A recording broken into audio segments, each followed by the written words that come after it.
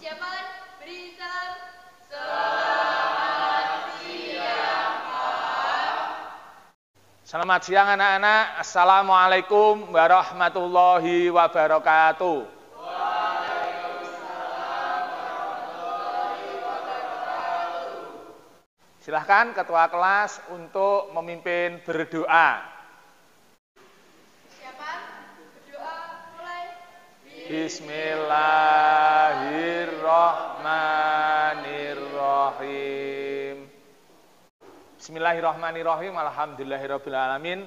Alhamdulillah anak-anak, pada siang hari ini kita berjumpa lagi dalam kegiatan pembelajaran pendidikan agama Islam. Sebelumnya saya akan melakukan absensi dulu untuk mengetahui kehadiran kalian semua. Oke? Mas, Bima, Jayaningrat, Anggun, Aida, Seli, Rika.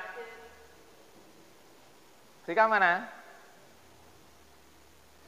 Arwan, Rizky, Yogi, Akbar, Farid. Alhamdulillah, sehari ini kalian hadir semua. Semoga kalian dalam keadaan sehat walafiat. Amin ya robbal alamin. Alhamdulillah anak-anak, pada siang hari ini kita berjumpa kembali dalam keadaan sehat walafiat. Semoga kalian semua dan keluarga juga dalam keadaan sehat walafiat. Amin ya robbal alamin. Baik anak, pada siang hari ini kalian sudah tadi istirahat, sudah makan siang? Sudah, alhamdulillah sudah makan siang. Terus tadi waktu di musola ada adzan duhur, sudah sholat anak-anak? Ayo, sudah sholat belum Jogi? Sudah. Akbar sudah? Sudah. Ayo siapa yang belum? Bima sudah? Sudah. Farid? Belum. Farid dari kemarin kok belum terus kalau sholat. Kalau ada adzan duhur, segala jamaah ya. Ayo yang anak-anak perempuan. Anggun? Sudah sholat? Rika sudah sholat? Bagus. Oke, gini ya anak-anak ya. Sebagai seorang muslim seperti biasa, Bapak tidak lupa memotivasi kalian untuk selalu beribadah tepat waktu sesuai dengan apa yang diajarkan oleh agama Islam. Karena sholat itu nomor satu, ya. Rasul ibadah artinya adalah pokok utama dari ibadah adalah sholat. Paham anak-anak ya? Alhamdulillah anak-anak, hari ini nanti kita akan bersama-sama membahas materi tentang iman kepada qadha qadar. Maka dari itu nanti tentang apa yang saya sampaikan nanti, kemudian kita diskusikan bersama-sama berkaitan dengan iman qadha dan qadar. Nanti saya harap kalian bisa memahami dengan baik. Oke? Berkaitan iman kepada qadha qadar, yaitu seperti kemarin, iman kepada qadha qadar ini adalah rukun iman yang keenam. Ayo, Mas, yang kelima apa yang keenam? Yang keenam. Alhamdulillah, betul anak-anak. Rukun iman kepada qadha qadar ini adalah rukun iman yang nomor 6. Jadi 6-6-nya kalian harus paham. Seperti kemarin, yang pertama adalah rukun iman kepada Allah, kedua rukun iman kepada malaikat, ketiga rukun iman kepada kitab suci, yang keempat rukun iman kepada nabi atau rasul, yang kelima rukun iman kepada hari akhir atau hari kiamat, yang keenam adalah rukun iman kepada qadha dan qadar. Oke. Berkaitan materi yang kita akan pelajari nanti, yaitu iman kepada qadha qadar, ada beberapa tujuan yang nanti dicapai oleh peserta didik atau oleh kalian semua. Jadi setelah pelajaran materi iman kepada qadha dan qadar, kalian nanti diharapkan yaitu yang pertama adalah setelah mengikuti pembelajaran ini dengan melihat presentasi dari PowerPoint, kalian itu peserta didik dapat menjelaskan makna beriman kepada kodok dan kodar. Jadi diharapkan setelah pembelajaran ini kalian bisa memahami makna daripada iman, kodok, dan kodar. Dan yang kedua, setelah mengikuti pembelajaran dengan model discovery learning ya, discovery learning yaitu nanti kalian di sini bisa menganalisis. Jadi seperti apa iman pada kodok kodar, manfaatnya seperti apa, hikmahnya seperti apa, pembagiannya seperti apa, fenomena dalam kehidupan seperti apa, itu nanti setelah kita masuk pada tujuan yang kedua yaitu dengan model pembelajaran discovery learning. Yang ketiga adalah setelah mengikuti pembelajaran dan melihat materi di PowerPoint serta video ya, serta video yang nanti ditampilkan, kalian diharapkan nanti juga bisa menganalisis dalil-dalil.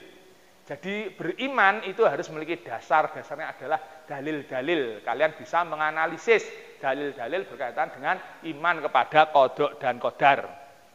Dan yang keempat, setelah mengikuti pembelajaran dengan membaca bersama-sama, jadi nanti kan membaca bersama-sama, yaitu dalil-dalilnya iman pada kodok dan kodar, kalian diharapkan bisa mengaitkan, artinya mengaitkan, kalian bisa mengaitkan antara dalil dengan fenomena, dengan kehidupan, kebiasaan ini, bisa disatukan enggak sesuai dengan pandangan dari rumusan iman pada kodok dan kodar. Dan yang kelima adalah setelah mengikuti pembelajaran, peserta didik dapat menjelaskan hikmah.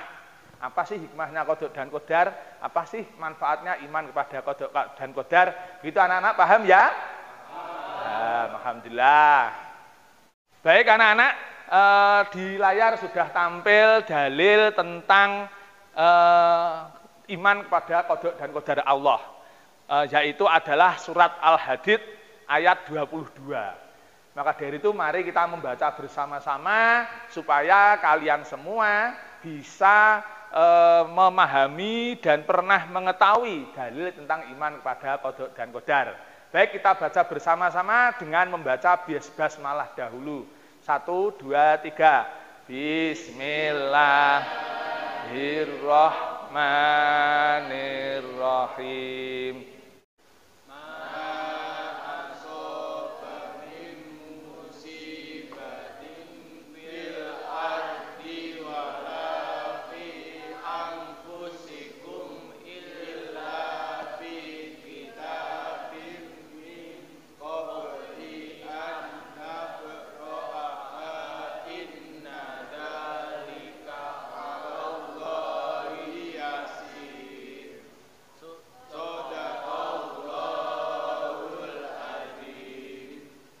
Alhamdulillah tadi bacaannya sudah kompak, sudah bagus. Sepertinya setelah kita evaluasi kemarin, anak-anak sudah mulai belajar membaca Al-Quran dengan baik. Baik anak-anak, saya sampaikan sedikit berkaitan dengan ayat ini adalah bahwasannya artinya setiap bencana yang menimpa di bumi dan yang menimpa dirimu sendiri, semuanya telah tertulis dalam kitab atau Lauhul Mahfudz. Jadi tentang nasib kita, tentang apa yang akan terjadi itu sudah tertulis di Lauhul Mahfudz ya. Sebelum kami mewujudkannya. Jadi dahulu sebelum manusia itu diciptakan itu sudah ada semacam big data. Oh si A ini begini. Oh ini misalnya Bima nanti waktu SMA masuk ke SMA Kademangan. Itu sudah tertulis di big data di Lauh Mahfudz sana. Nah, yang demikian itu mudah bagi Allah. Artinya Allah itu sangat mudah sehingga sangat mudah dalam menentukan nasib seseorang. Ya, kalau kita pernah baca Yasin ada kata yang terakhir kun fayakun. Jika Allah menghendaki maka itu akan terjadi. Jelas anak-anak ya? Jelas. Baik anak-anak, setelah tadi kita membaca potongan ayat tentang iman kepada kodok kodar, mari kita lihat video animasi ini, yaitu video yang menggambarkan bagaimana seharusnya manusia dalam menyikapi iman pada kodok dan kodar. Oke, kita lihat bersama-sama video berikut ini.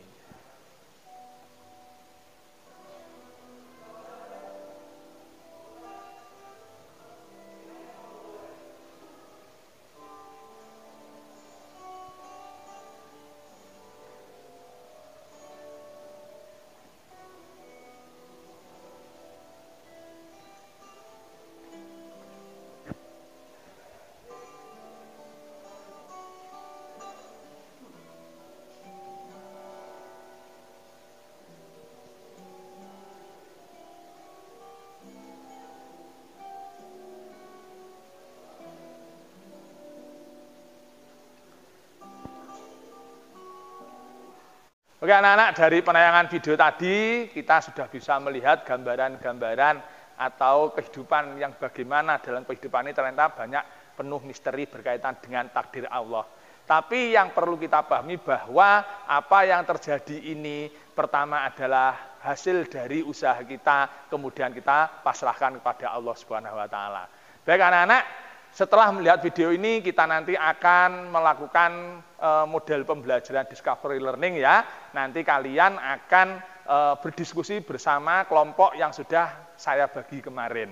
Jadi nanti kumpul dengan kelompoknya, kemudian kalian bersama-sama mencari tugas dari apa yang nanti akan saya sampaikan. Baik anak-anak ya, paham ya? Oke, terima kasih.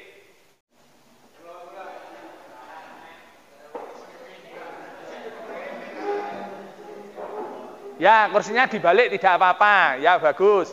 Nah, kursinya dibalik tidak apa-apa. Ya. Bagus. Kelompok 1 angkat tangan.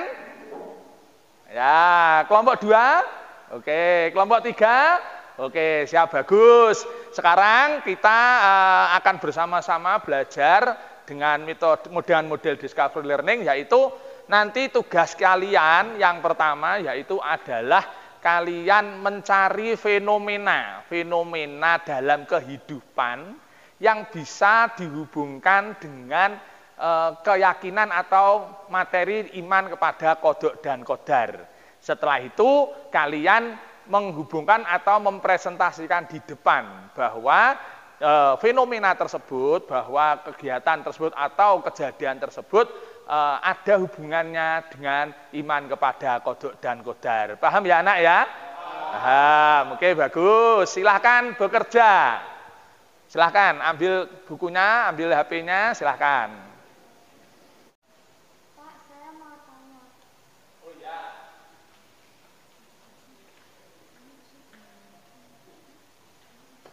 Gimana?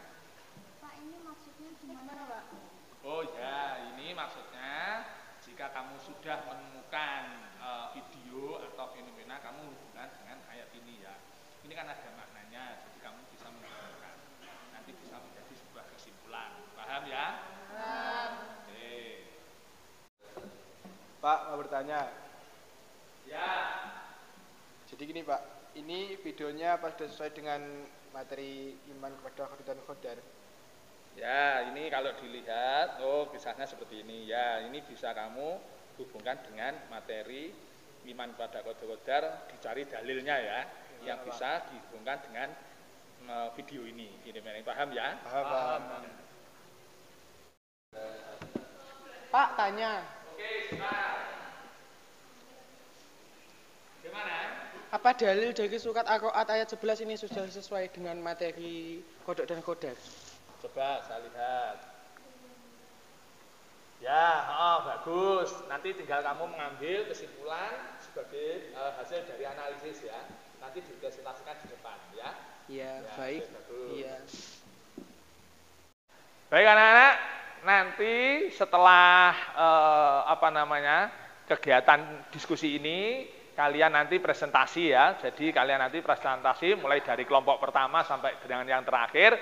Silahkan nanti kalian maju ke depan, kemudian menyampaikan hasil apa yang kalian temukan, kemudian dihubungkan dengan ayat mana fenomena atau keadaan pada kegiatan sehari-hari seperti itu, sehingga bisa memunculkan sebuah kesimpulan. Artinya kamu bisa mengambil sebuah hikmah dari ada apa yang kamu sampaikan. Oke, baik anak-anak, kita mulai saja. Silahkan kelompok 1 maju ke depan menyampaikan apa yang sudah didapat ya. Oke, silahkan kelompok 1. Assalamualaikum warahmatullahi wabarakatuh.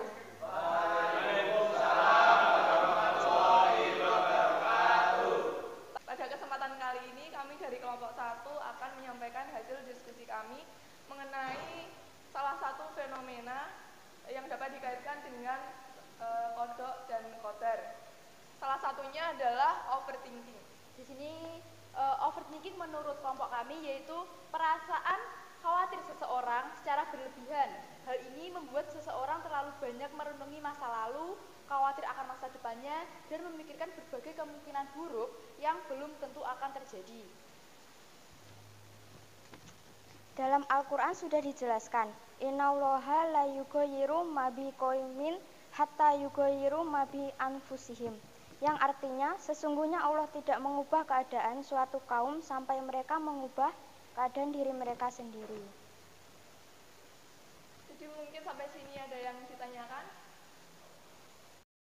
Ya, saya mau bertanya, apakah contoh overthinking yang ada di dunia nyata? Maksudnya contoh dalam kegiatan sehari-hari. Sekian, terima kasih.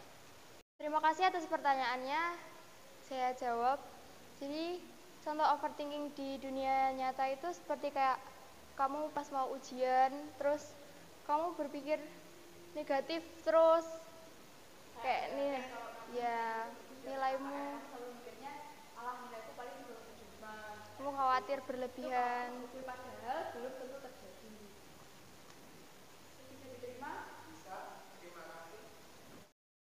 Baik, mungkin ada yang bertanya lagi? Kalau memang sudah tidak ada, presentasi kali ini saya tutup. Kalau ada kesalahan kata maupun perbuatan, mohon maaf. Sekian, wassalamualaikum warahmatullahi wabarakatuh.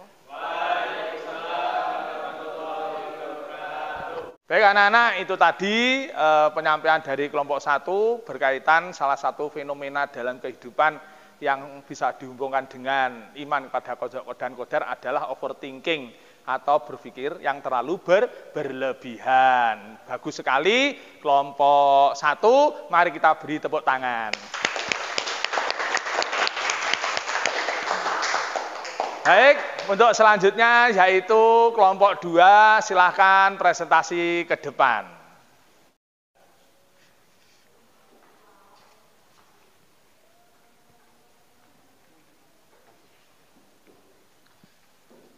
Assalamualaikum warahmatullahi wabarakatuh.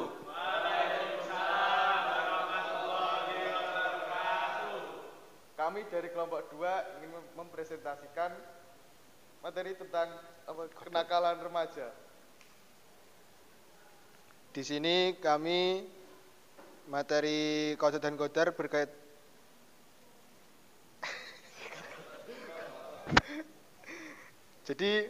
berkaitan dengan qada dan qadar, kami mengambil contoh dari kenakalan remaja. Kenakalan remaja itu erat hubungannya dengan rasa frustasi sehingga mencari pelampiasan untuk mencurahkan frustasi tersebut. Padahal dalam Al-Quran disebutkan wala tayasu miraukhillah, artinya jangan berputus asa dari rahmat Allah. Dari presentasi kali ini ada yang ingin ditanyakan? Saya ingin bertanya, contoh kenakalan remaja di dunia nyata itu seperti apa sih? Sekian, terima kasih. Terima kasih atas pertanyaannya. Saya ingin menjawab pertanyaan dari kelompok tersebut. Jawabannya mengenai perilaku yang dapat mencerminkan tindakan kenakalan remaja itu ada banyak. Seperti yang kita ketahui di kehidupan kita, banyak anak muda sekarang yang melampiaskan kesalahannya menggunakan minuman keras ataupun obat-obatan yang dianggap itu tidak baik untuk dirinya. Itu sebagai contoh dari tindakan kenakalan remaja. Terima kasih. Apa bisa dipahami? Sekian presentasi dari kami. Apakah ada pertanyaan lagi? Tidak. Jika tidak, kami dari kelompok 2 ingin menutup presentasi kali ini. Sekian, wassalamualaikum warahmatullahi wabarakatuh.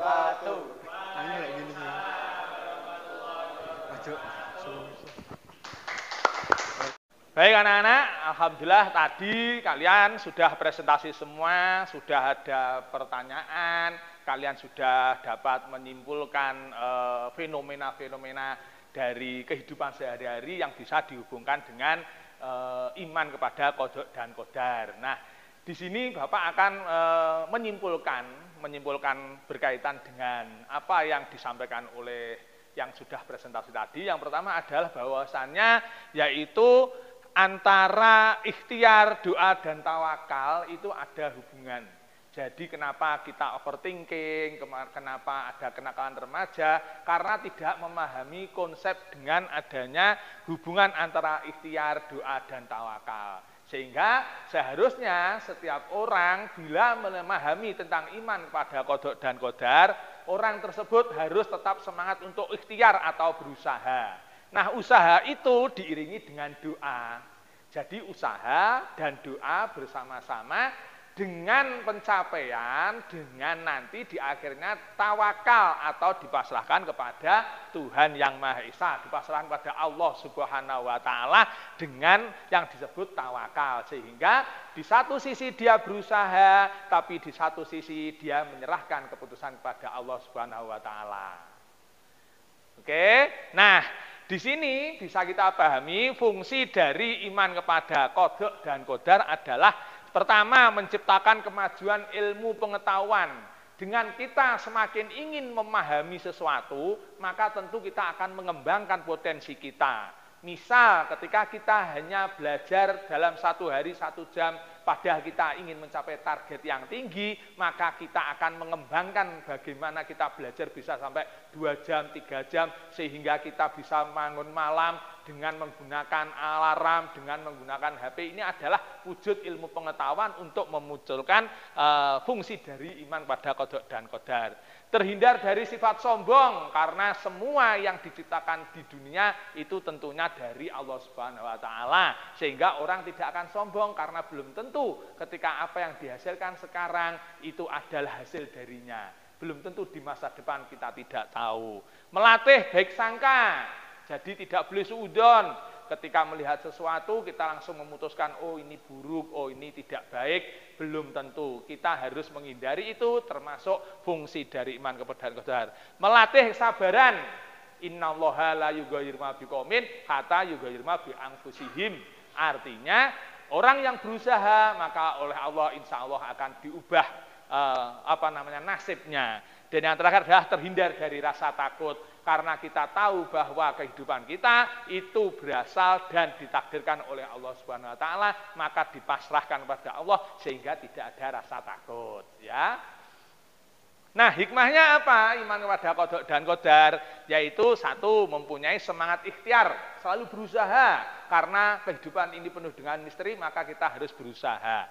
Mendorong kemajuan dan kemakmuran, menghindari sifat sombong dan putus asa, melatih sifat husnudzon. Nah, ini penting untuk berdoa, kalian harus berhusnudzon kepada Allah. Ud'uni astajib lakum, maka kalian harus berdoa dengan harapan pasti diijabahi oleh Allah. Terhindar dari sifat ragu dan penakut. Kemudian yang terakhir adalah jiwanya tenang. Baik anak-anak, itu gambaran kesimpulan dari apa yang kalian diskusikan tadi. Nanti setelah ini kalian silahkan membuka link yang sudah dikirim Bapak ke grup kalian, kemudian dikerjakan. Hari ini kita langsung mengevaluasi dari hasil pembelajaran kali ini. Paham ya anak-anak ya? Paham.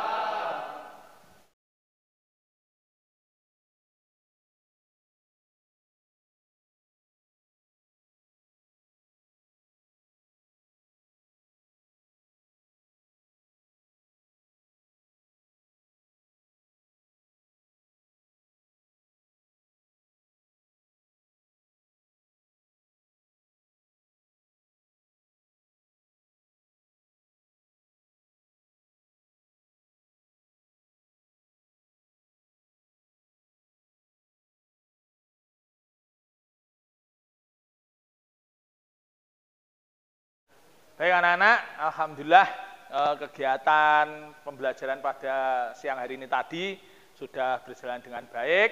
Dari hasil evaluasi yang saya lihat tadi, sudah saya koreksi, alhamdulillah kalian ternyata meningkat. Jadi meningkat pemahamannya berkaitan dengan iman kepada qada dan qadar dengan nilai rata-rata yaitu sekitar 75% sudah bagus. Ditingkatkan lagi di rumah, belajar membaca lagi, banyak literasinya ya, jangan hanya main game, jangan hanya WA-an saja, jangan hanya medsosan saja, belajarnya ditingkatkan untuk masa depan kalian ya anak-anak, paham ya? Paham. Yang kedua pesan saya anak-anak, tolong ibadahnya ditingkatkan ya. Sebagai seorang muslim kita harus taat beribadah, jangan sampai bolong karena kalian sudah balik, sudah dewasa, maka ibadahnya ditingkatkan ya. Baik anak-anak, itu yang bisa saya sampaikan. Sebelum kita akhiri pelajaran ini, kita membaca hamdalah bersama-sama. Alhamdulillahirabbil alamin. Baik anak-anak, bila ada kurang lebihnya saya mohon maaf. Wallahu muwaffiq ila aqwamit thoriq. Wassalamualaikum warahmatullahi wabarakatuh.